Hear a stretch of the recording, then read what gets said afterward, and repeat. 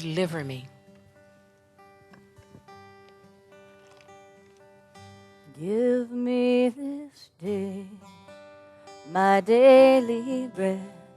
Forgive me all my trespasses, and lead me not into dismay. But let me pray upon the highest will. Let me know the beauty of thy will, and from it let me not stray, but deliver me from negativity. Baptize me in your majesty.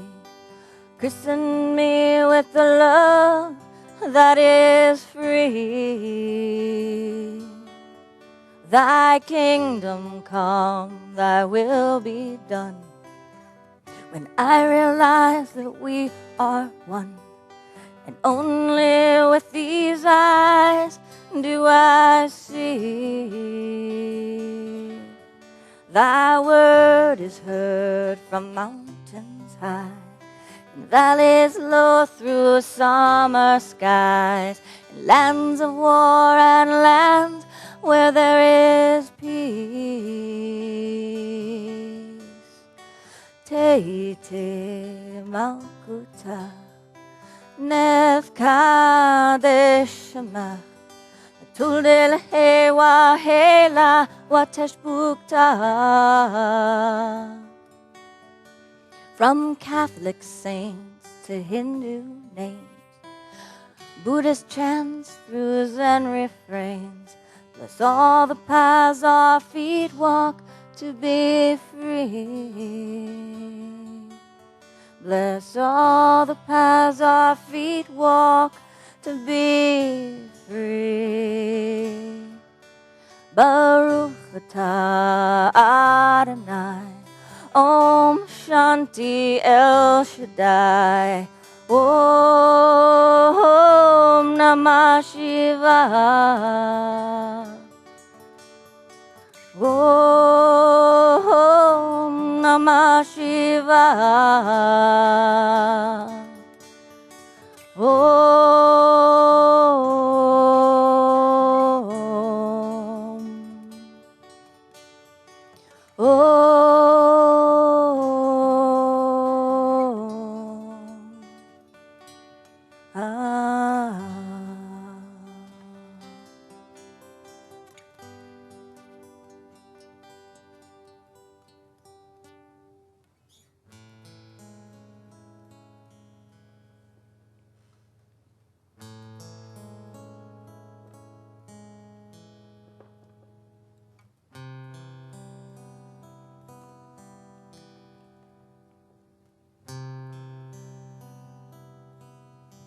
Right where we are home. Home in the infinite light that is God light unfolding, sourcing, renewing, strengthening.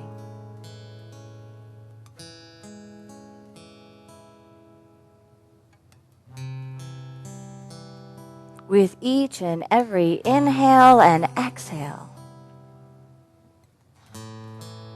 concern, judgment, worry is released from this mind-body temple,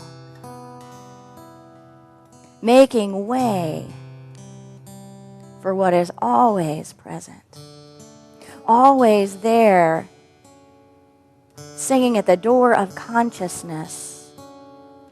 Come in. Be still.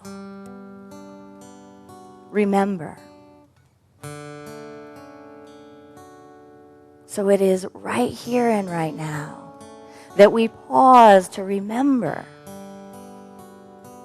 that even through the most seemingly difficult circumstances in life, even with the appearance that situations could somehow be unchangeable.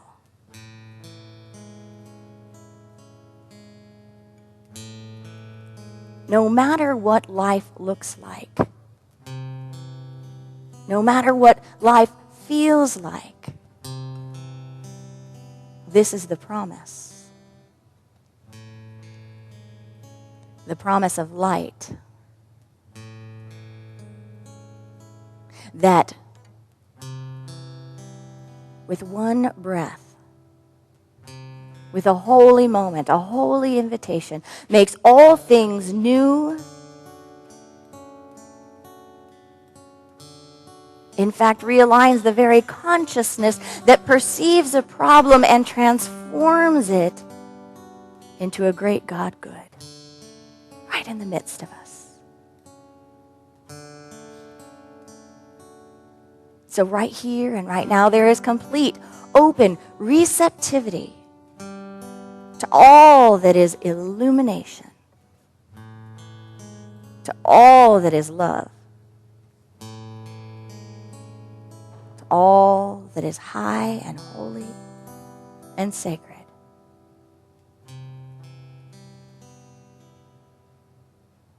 And it is in this consciousness that we rest in meditative silence with the breath.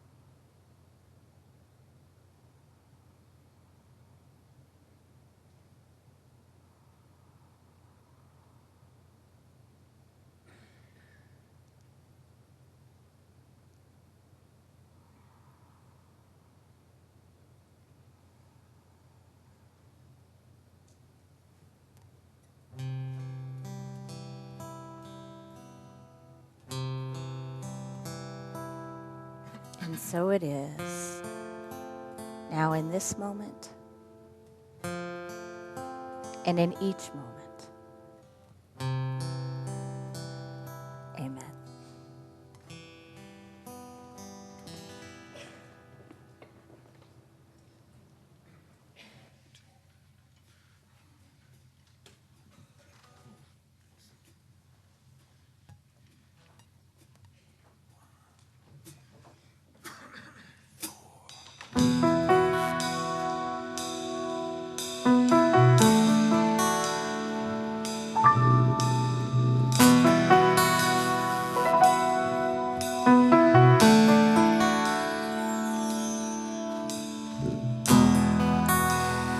Why be afraid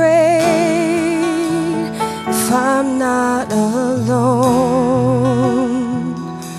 The life is never easy, the rest is unknown. Up to now for me it's been hands against stone. Spent each and every moment searching for what to believe. Coming out of the dark, I finally see the light now, and it's shining on me.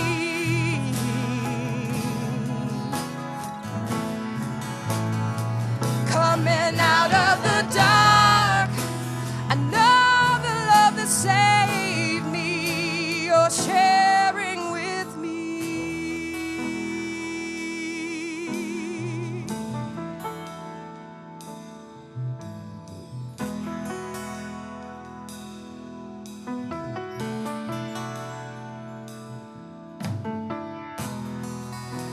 Starting again is part of the plan, and I'll be so much stronger holding your hand.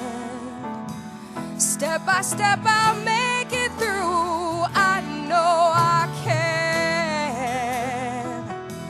It may not make it easier, but I have felt you near all the way. Coming out of the dark, I finally see the light now, and it's shining on me.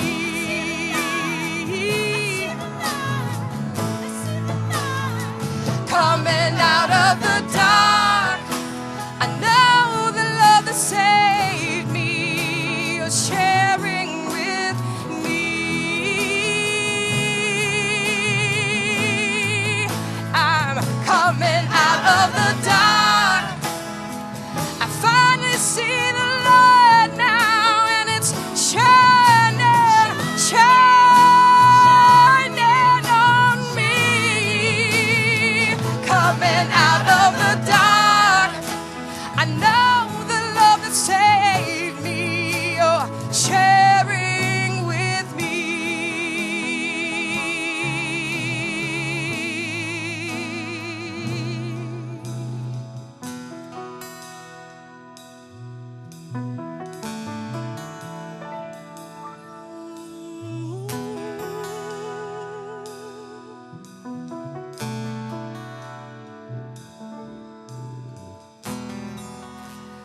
Why be afraid if I'm not alone?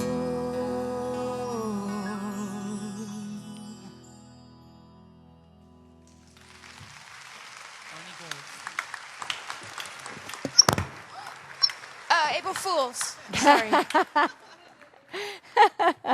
Number 2.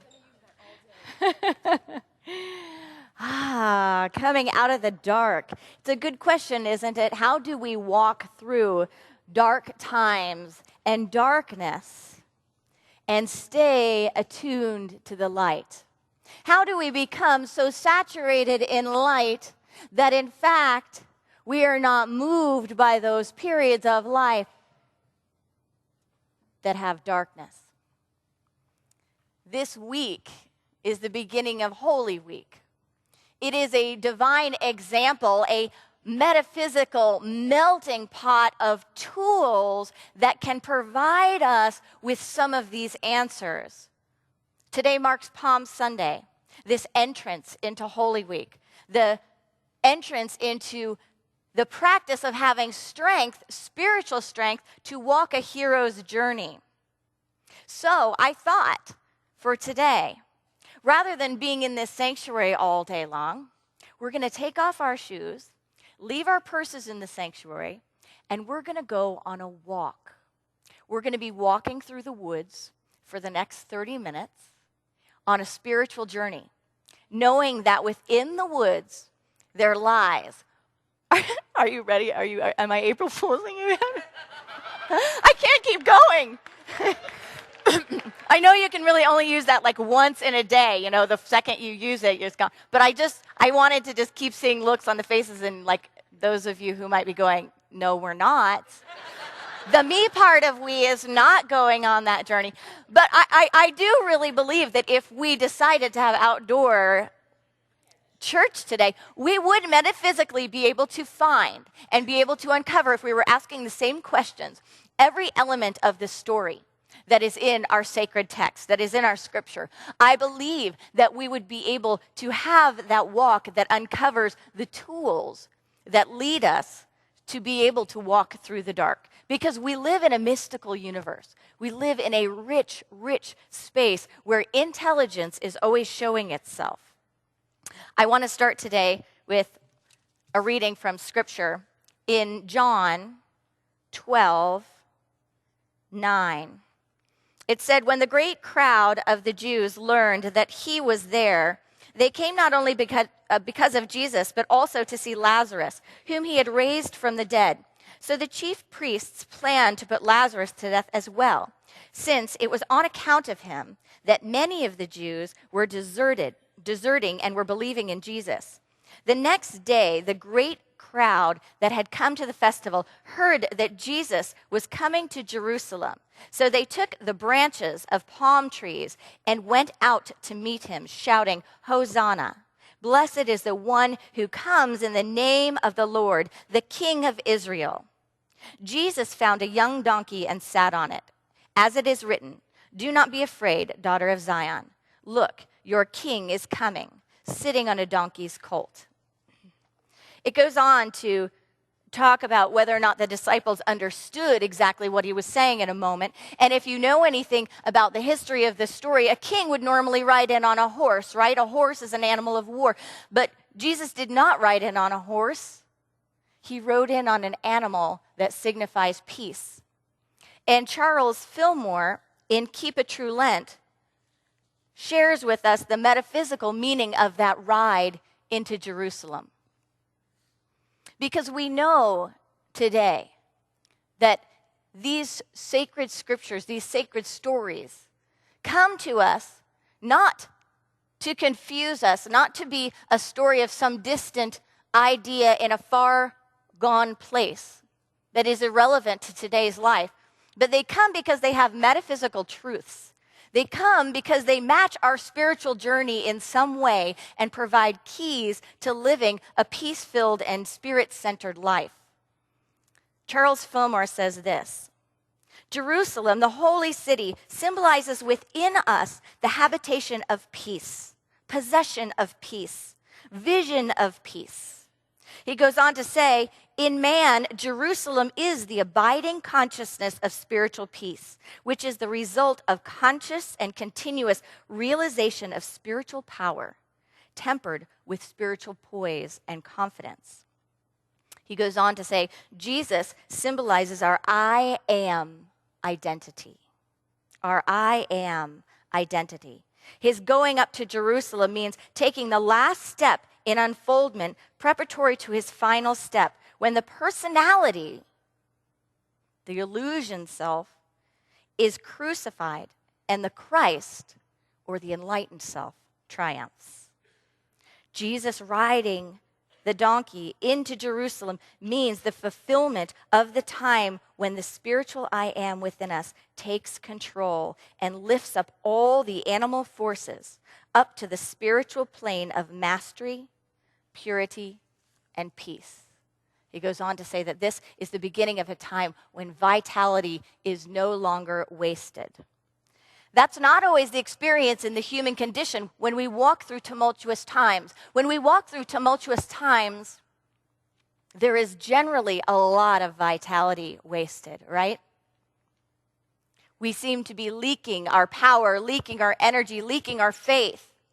But here we have an ideal story, a story of a walk.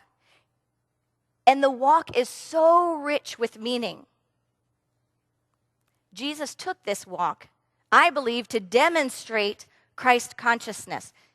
This was a walk of the actualizing of God consciousness here in form.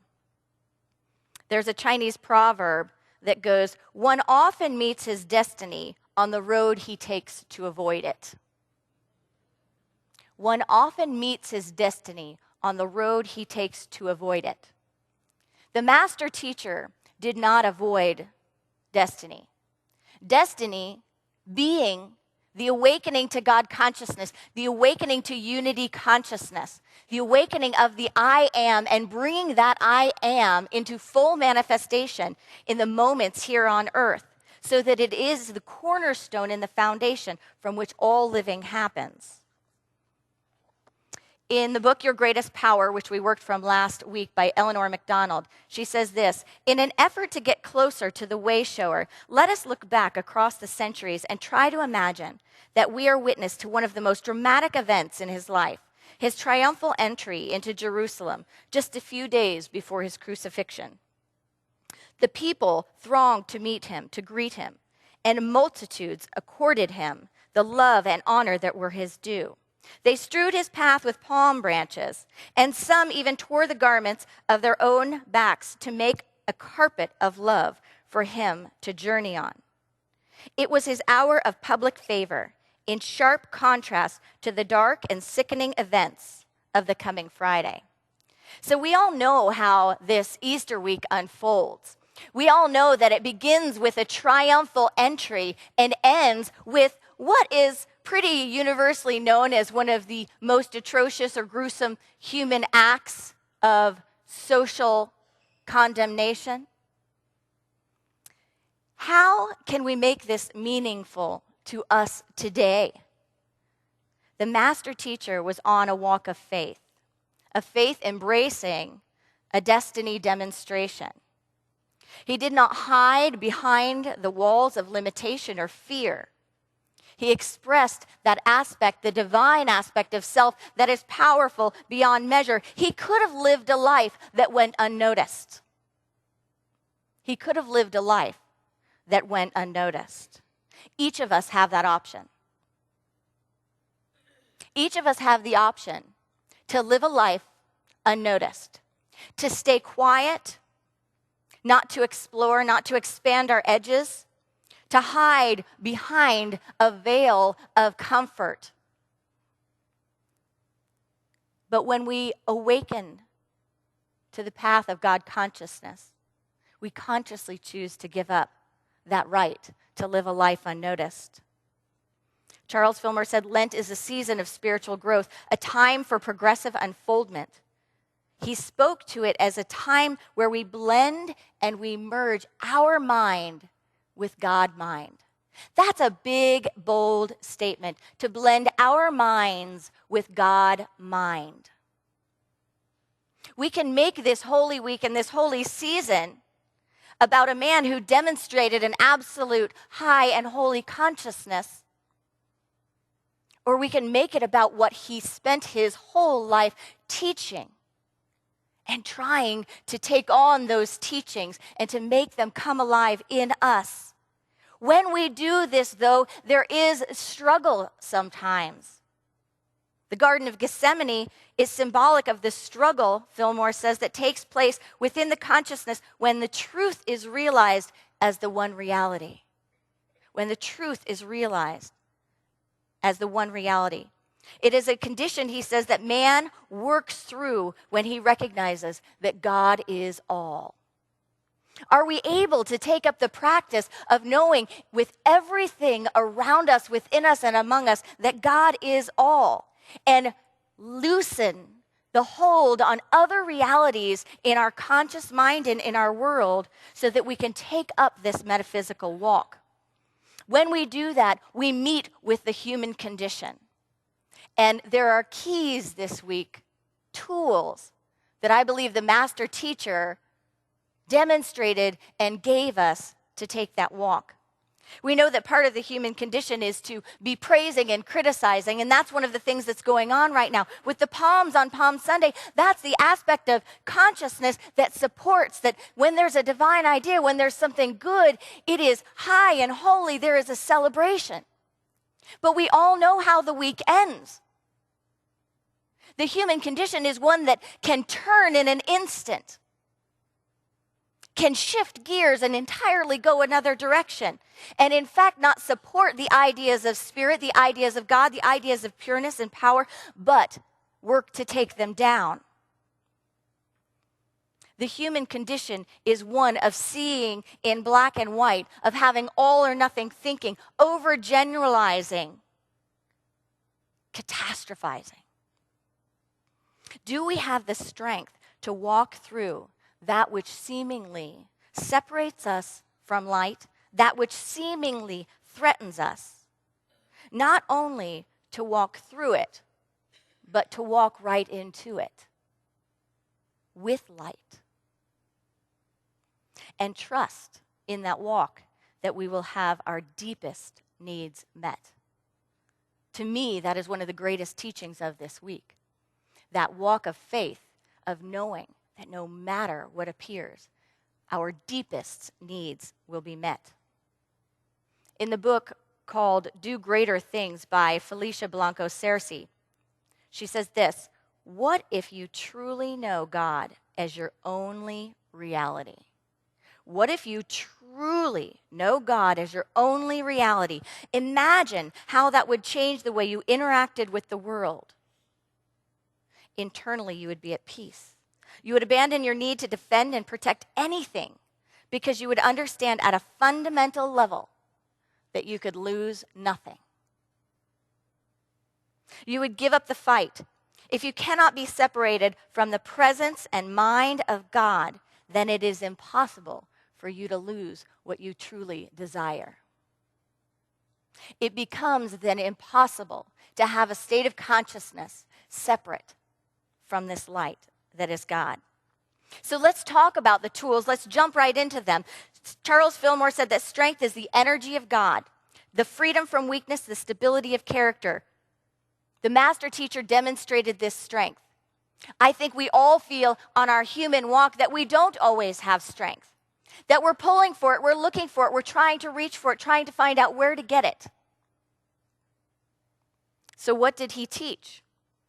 He taught to be in the world, but not of the world, to stay in our center, to stay at that spiritual focus, to fill oneself with spirit, not from the outside, but from the inside. There's a story by Don Miguel Ruiz in the book, The Mastery of Love, and he uses the analogy of a kitchen. And if there is food in your kitchen and someone comes to the door with a pizza or with something to offer you, and you are so full of food that when they come to the door, it's almost silly to say, "Here, would you like to have some of this food? If you have this food, I'll give it to you, but then I can control everything that you do. Then you have to follow my plan." And if your kitchen is full, then you have the power and the strength to say, "That's so silly. I don't need your food. I have the same food, and I follow this plan. I follow this direction, this spiritual guidance, but I can share my food with you because mine is overflowing." But if you are so wanting, if we are so deprived, if we do not have that strength, that spiritual food, and we have someone come knock at our door of life and offer something to us, we will be starved for it. And we will be willing to get off track in our lives, out of center, off focus, to eat of the food of another. And that leads to manipulation, it leads to control, and it certainly doesn't lead to the type of strength that was demonstrated this week. Because if you could imagine for a moment, and I invite you to close your eyes to imagine this. Imagine for a moment standing on a practice, a belief that is so full of spirit,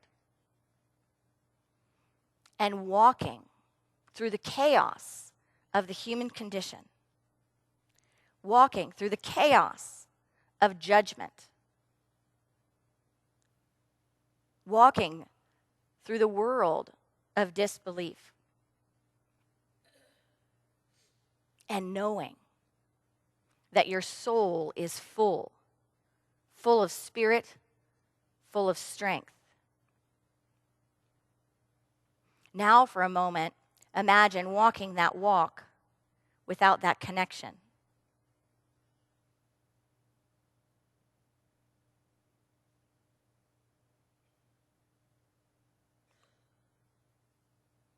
Which would you choose? And I invite you back to this moment. So we all know what we would choose, right? We all know we would choose strength, but how do we get that spiritual food? The teachings lead us to the answer to that question. Ralph Waldo Emerson said, "There is no other way for you to arrive at the voice of God but by patiently listening to your own conscience." This was what Jesus, the master teacher, taught all along. I believe it was taught because it was experienced first by him. Imagine going to your own center of connection with Spirit in those times, rather than the agreed upon ideas of what God is, what law is, what religion is, what we should be doing, what we should be teaching, what we should be preaching, instead going directly to source. Jesus experienced it, and so Jesus taught it. There were so many times along the way that there was asking, tell us about this, tell us about that. And there were many times when the masterful teacher directed people back to their own conscience, directed people back to the principle and the practice of checking in, not answering the questions directly, but leading people to answer them themselves. Who do they say I am? Who do you say I am? When his teachings and his healings were questioned, he questioned back. And he left people with the discomfort of not having someone tell them what's right and wrong, but making them check inside. And that is how that spiritual strength was built and demonstrated. And it is that way for each of us. That teaching is not lost. That teaching is the only foundation from what we can actually live on, because he applied it to himself and it led him to be anchored, fully anchored in that one reality. What happens when we direct our questions back to source, when we have to check with our own consciousness? The first thing that happens is we have to own it. We have to own our answers. The next is that we have to be responsible for them. We have to check in for their evolution and take responsibility for them. And the third thing that happens is we become empowered by them. And that was the next thing that was demonstrated on this walk of power. The next thing was that Jesus showed a spiritual walk where one is completely authorized to live in the fullness of their being, to come directly from source. His teachings did not shift with the people and the approval of the times. He was not hypnotized or entranced by the value of the times. Do you think we could still use that teaching today? Could we still use a body of people that are willing and able to connect directly to source and to not be hypnotized or entranced by the values of the time?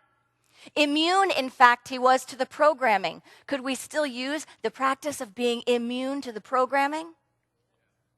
Not consumed by defending or deflecting the judgment.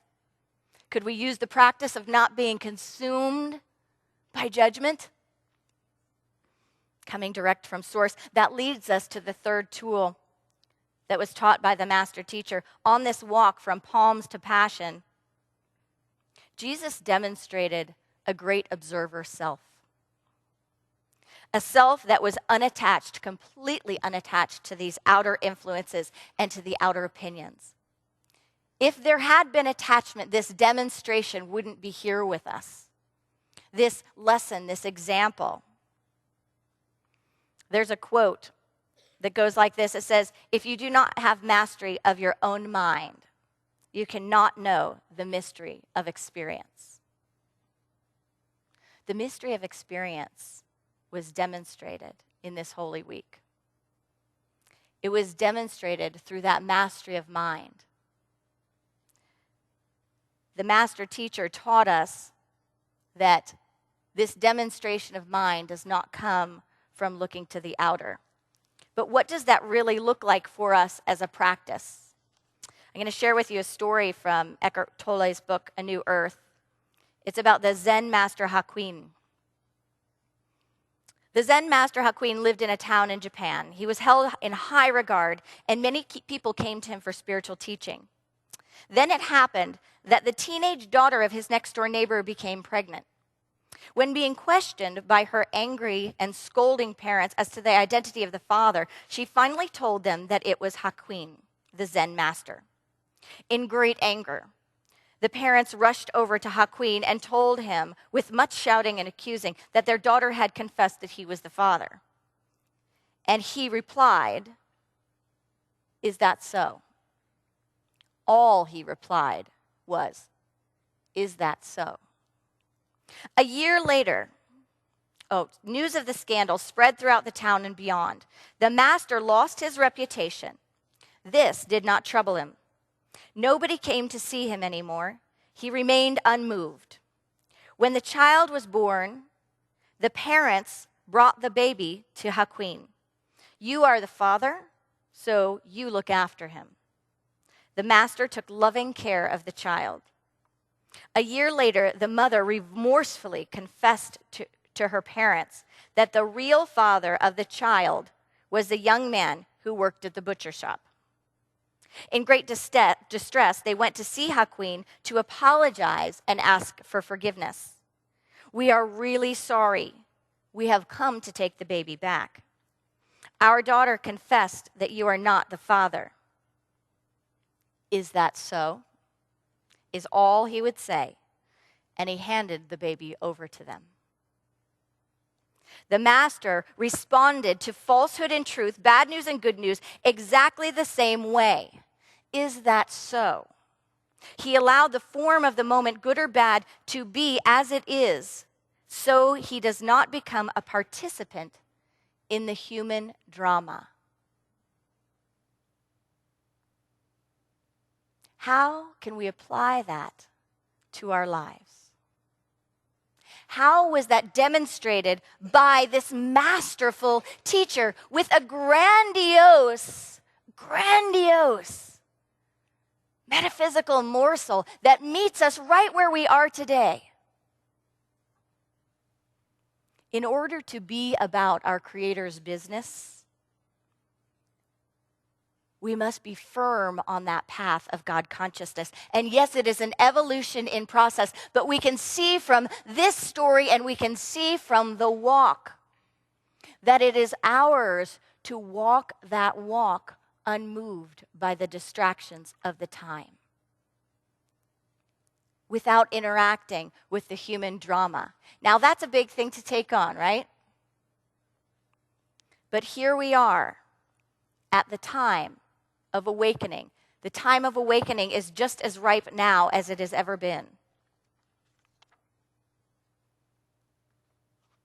I want to share with you two more passages from the book, Your Greatest Power. She says, Jesus was striving to enlighten his listeners with the startling truth that the Christ is the living, powerful Spirit of God, individualized within every man. Not Jesus, but the realization of the indwelling Christ that is the Savior of mankind. Jesus himself insisted, "I can of myself do nothing." She goes on to say, "When you were conceived in the mind of God, created with you as an integral part of your very self, was all of the power necessary to express completely your innate Christ-likeness, and all of the substance necessary to supply you with everything you would ever need throughout the long course of your spiritual evolution." Can we breathe into that truth as a truth that we have already been supplied with everything we need on all the levels, through all the paths, through all the walks, no matter what it looks like for our spiritual evolution? Staying connected and tuned with God, knowing that we are part of the circle of life. She goes on to say, in other words, your supply was created with you. That's the demonstration. Your supply was created with you, as was the power necessary to perfect you. There is nothing as irresistibly powerful as a divine idea. It is a complete success even before it is made manifest, because all of the elements necessary for its expression are contained within it. This is the great promise. This is the great demonstration. Rumi said it like this: you were born with potential. You were born with goodness and trust. You were born with ideals and dreams. You were born with greatness. You were born with wings. You are not meant for crawling, so don't. You have wings. Learn to use them and fly. Namaste.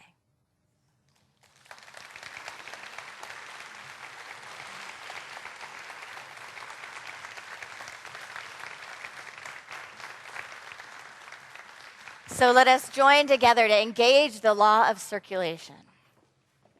As we take our tithes and love offerings, we place them in our hands, knowing that our blessing makes a difference, that the consciousness through which we give and receive expands our awareness and our abundance. So we practice circulation. Let us know our statement together. Divine love, through me, blesses and multiplies all that I have, all that I give, and all that I receive. And so it is.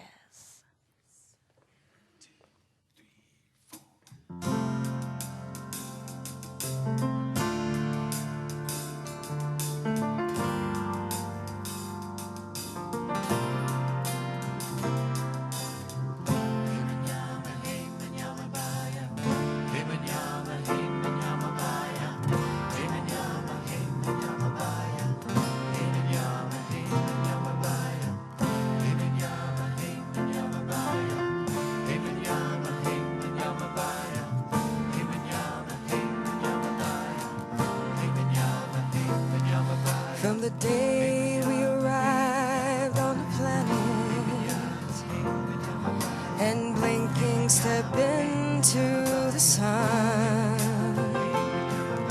there's more to see than can ever be seen, more to do than can ever be done. There's far too much to take in here, more to find than can never be found. But the sun rolling high through the sapphire sky keeps great and small on the endless round.